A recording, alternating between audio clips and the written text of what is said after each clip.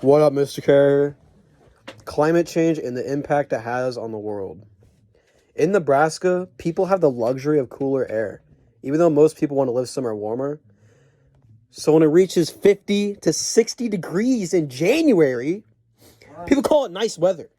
When people are asked about climate change or if it's brought up, they just say that's the government lying to us or creating this lie. Or that's not real because it was -4 outside a week ago. People need to stop living in denial and accept that scientific evidence that humans are killing the planet before their own eyes. There's no manipulation. No lying. These are straight facts.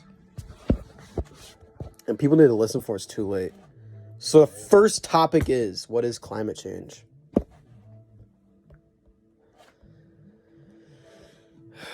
This is crazy. Climate change and extreme weather change.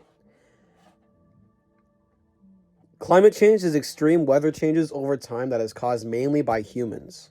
But that doesn't mean that climate and weather are the same thing. You should know this, Mr. Carrier, because you're married. Your wife is a science teacher named Miss Carrier. And she taught that. Back in freshman year.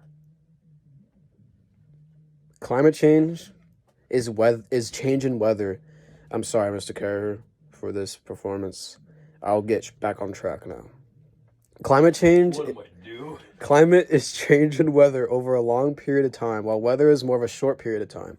So how does this relate to climate change? Well, since climate is more changeable over time, that means the effects of humans will change the climate over time. The funny thing is, since climate change has been going on for a while, we are out of time.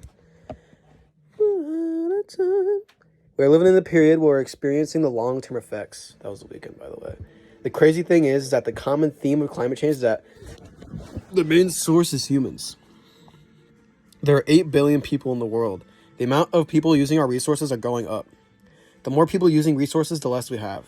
Fossil fuels are on track to run out by 2060. I don't know if you'll be alive by then, Mr. Carrier, but I will. Humans are milking the earth dry of its resources. The resource that takes over 50 million years to make. Once we run out of these fossil fuels, that's it. We have to wait another 50 million years. Even if we learn to live without fossil fuels in another 50 million years, will people learn or will they go back to these destructive ways, fighting over who gets to use them?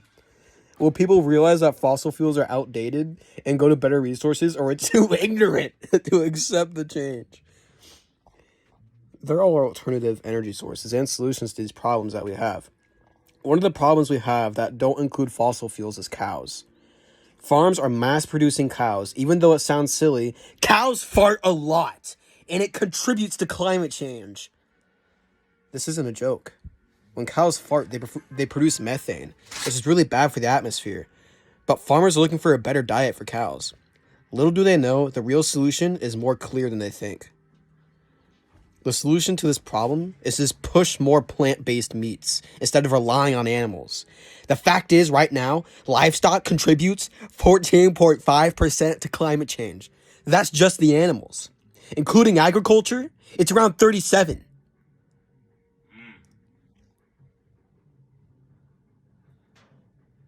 The solution is to rely less on animals so we don't overpopulate them and add biodiversity to our crops.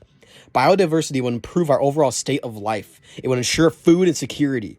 It would also break down pollution easier and protect water sources.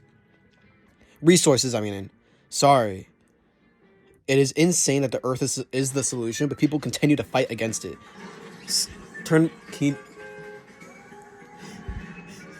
Yo, McLovin.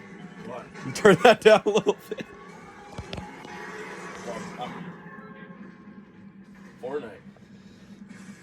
Right now, farmers are practicing monoculture. Monoculture is focused on a single crop in a large area, and farmers mainly use chemicals to speed the process of growing the crops and to kill insects.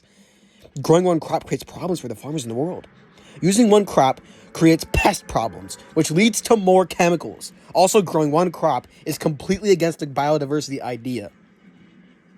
Farmers can't practice biodiversity because people are simply too impatient. If change won't happen immediately, people will turn against each other.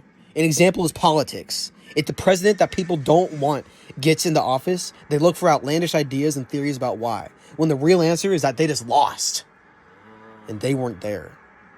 Theories will go from Joe Biden was blackmailed by China all the way to Joe Biden is a lizard. The same thing happens with global warming. Since the effects are happening so fast, people are confused what's happening, so they create these theories when the evidence is right there. Inverse.com made a list debunking the crazy wild theories that these stupid people came up with. One of the theories was interesting. One of them was that Tesla cars produce more pollution than natural cars do. The theory is backed with the claim that emissions from power plants to charge them is far greater than driving a car. Damn. According to USCUSA.org, a gallon of gas used from a car is equivalent to 24 pounds of carbon dioxide. Most cars have 12 gallons of gas. That means that driving your car on a full tank of gas releases 288 pounds of carbon. According to Wikipedia, I know I'm not supposed to use Wikipedia, Mr. Carrer, but I did. And I'm sorry. Do you know you just admitted to a felony? I'm sorry, class. I'm sorry, Mr. Carey. I'll get back on track. According to Wikipedia, there are 1,490,298 cars in the world. After the math is done, that means that there is 429,205,824 pounds of carbon every day or so. Right now, power plants... it's because, people don't drive a full tank of gas every day. Oh, okay. Right now, power plants contribute 40% to global warming. So there is a speck of reason why people make this argument. But if more people would buy Teslas, it would overall be better for the environment. Especially when solar panels are becoming cheaper and more efficient. People can use them to charge the cars. Elon Musk himself. I know that he bought Twitter and everyone hates him now, but he's a good guy. Said that he would establish more solar panels into charging stations. But there is another argument about electronic cars and gas cars. It's like gas cars are just better. Why does that matter? It doesn't. People are obsessed with making life easier and with having the best thing possible, even if it means destroying the planet. All there is to say is that to fully charge a Tesla, it's $13.96, according to USAtoday.com. Oh my god. To fully gas up a car could be $30 to $60, according to my own car. So it looks like Teslas are better off after all.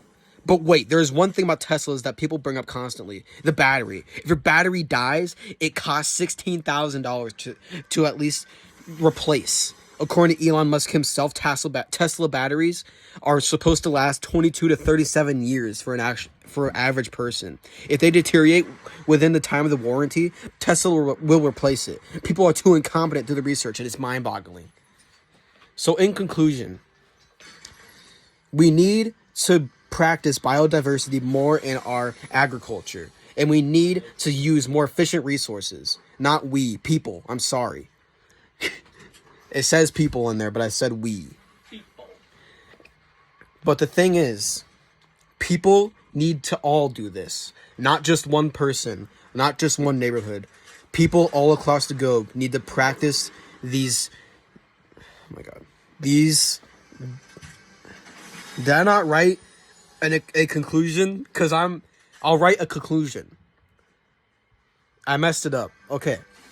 That is all, Mr. Carrier. Thank you for joining me today. I am actually So, basically, a couple of days ago, I was with McLovin in the studio. And co-hosted Critical Review. And since this video, I'm requesting that McLovin post this on his channel. I'm not gone. That was just the first project. I am still here.